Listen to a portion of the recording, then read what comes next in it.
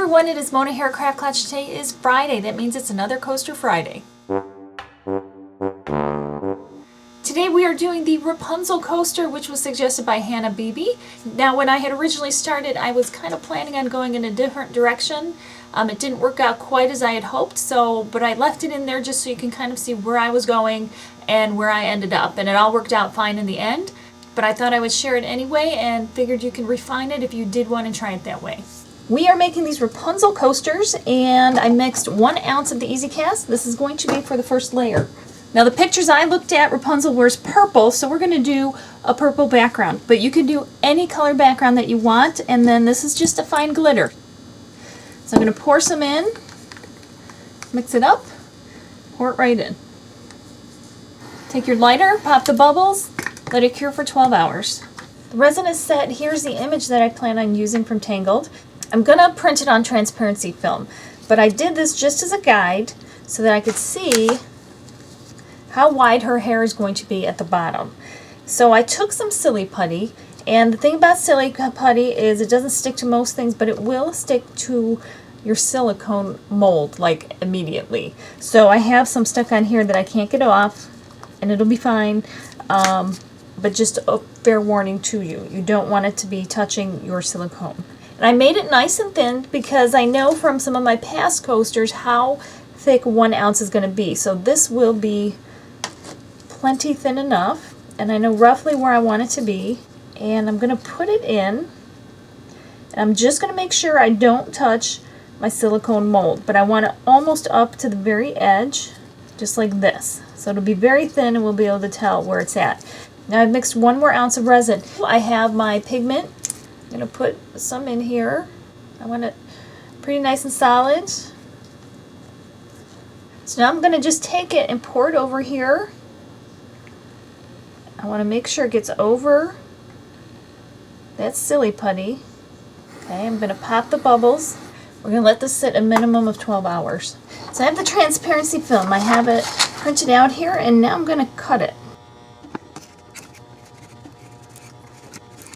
I like to go around several times to make sure that I got it. And it should come right out. We can see where the silly putty is here, so when we put it in, we'll be able to line it up just like this. Now what we're going to do is pour this right on in, and that's 1 ounce.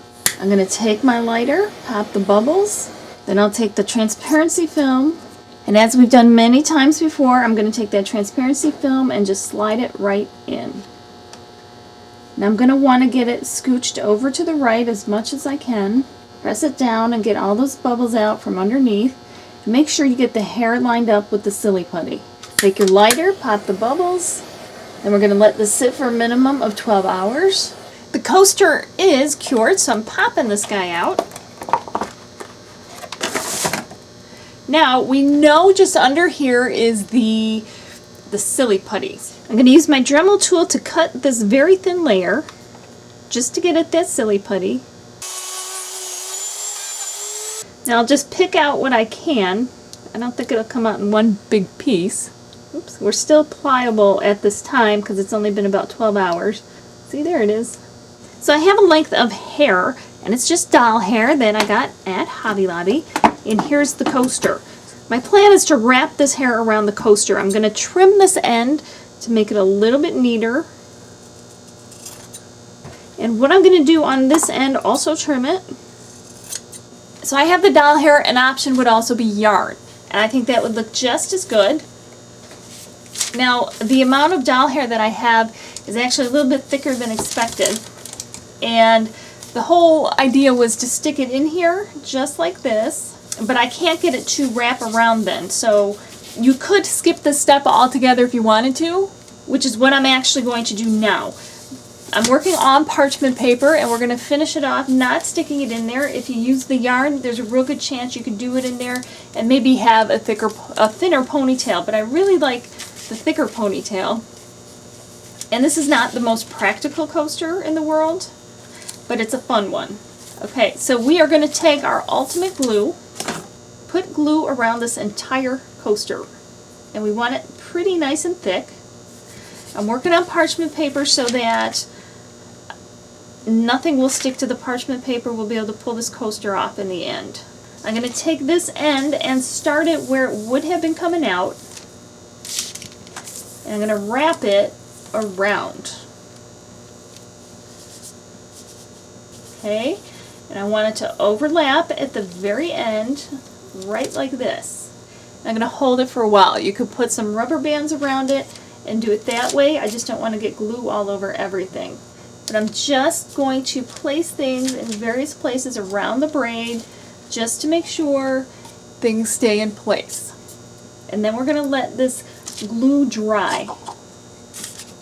Okay, all the glue is dry, so I can just peel it right up off of the parchment paper. Here it is. There's a little bit still drying. You know, and this will all stay together because I glued it, so it won't come apart.